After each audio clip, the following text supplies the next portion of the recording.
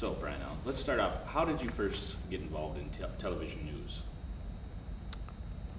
You know, I don't know what it was, but I've always been drawn to TV news. I always knew it's what I wanted to do.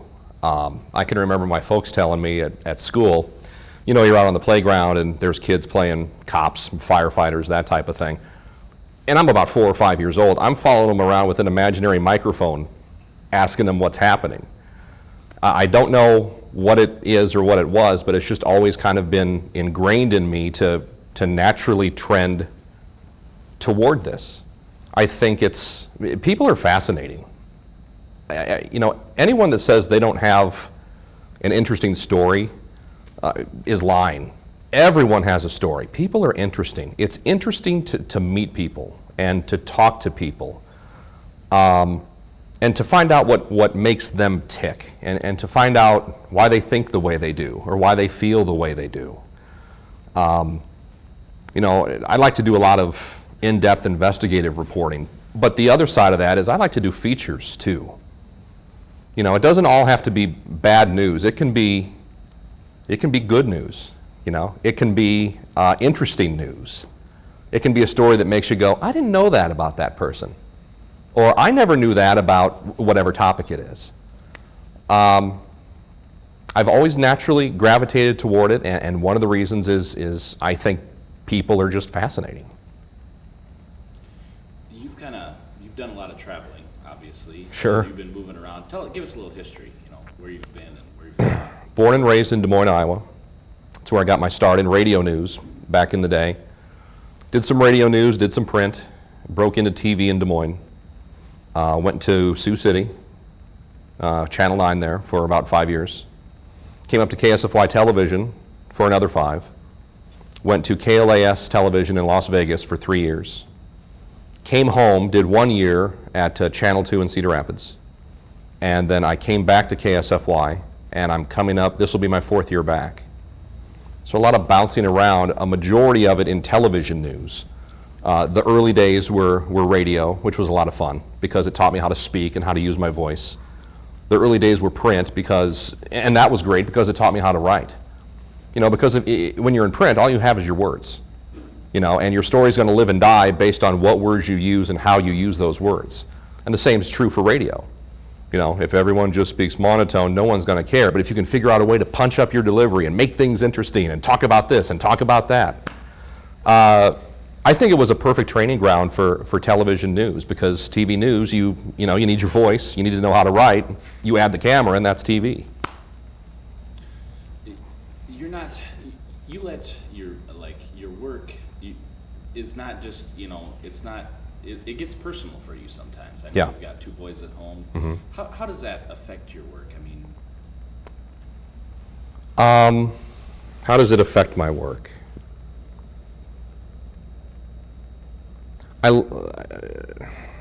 That's a great question, Troy.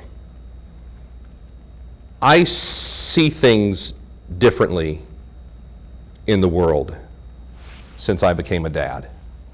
I think it made me more in tune to pain and in tune to suffering.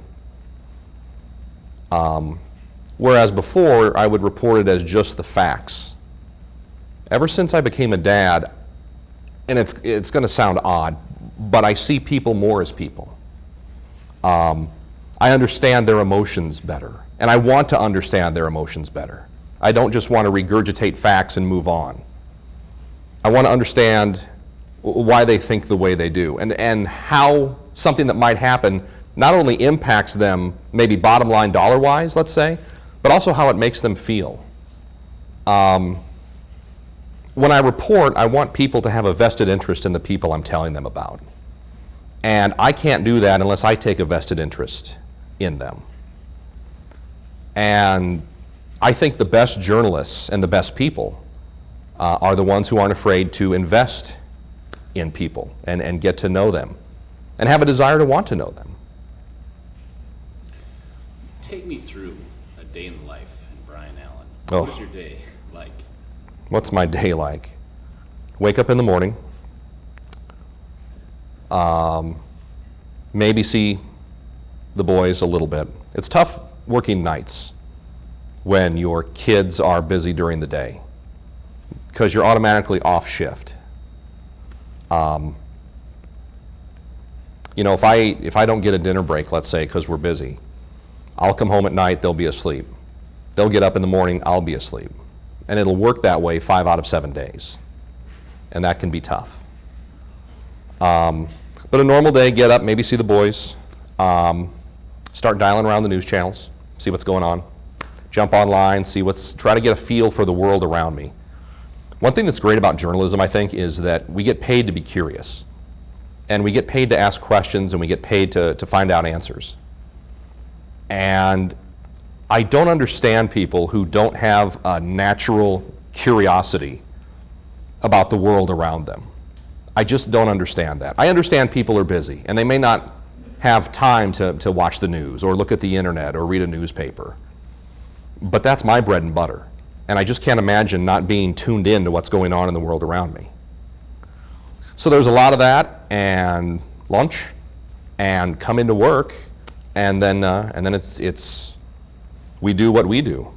You know, you and I are usually on the road somewhere, talking to people, finding out things, and if you and I aren't on the road, I'm on the desk doing the news.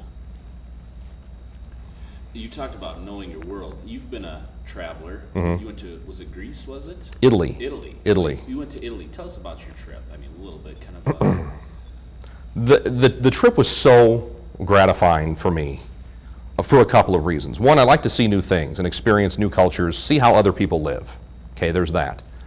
The Italy trip was so gratifying for me because my grandfather in World War II, for a time towards the end of the war, was in Italy. They bivouacked in the Roman Colosseum. And he had always talked when he came back home about being able to go back to Italy and see those things again. It's while in Italy that he developed a love of opera. He learned some Italian. He became very close with an Italian family, and that family called him their paisan, which is the Italian word for little buddy. It was his nickname for me growing up. He always said he wanted to go back because he said, you know, it wasn't a bad experience for a kid from the heart of Iowa. And he died, and he never got to go back. So I got to complete that journey for him. I got to go back, and I got to see the Colosseum, where he heard German airplanes flying over, and he heard explosions. And he wondered, are they going to bomb the Colosseum? Am I going to die here tonight? And it was very meaningful for me to do that because it meant so much to him. The older I get, the more I realize that whether it's journalism or whatever you do, the bigger picture issue of life is how you spend it and the connections you make with people and what those connections mean to you and what it means to them.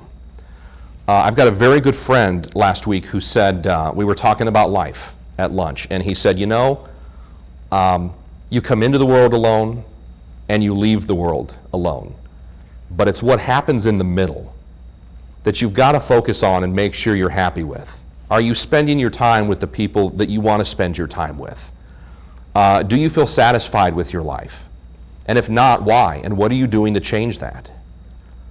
The older I get, the more I realize that is somewhat of what it comes down to. Everything. Who are you spending your time with? Do you care about them? Do they care about you? Do they know you care about them? You know, we work in, I think, a somewhat dangerous business because there are times where we're covering stories where everyone else is running away and we're running right towards it.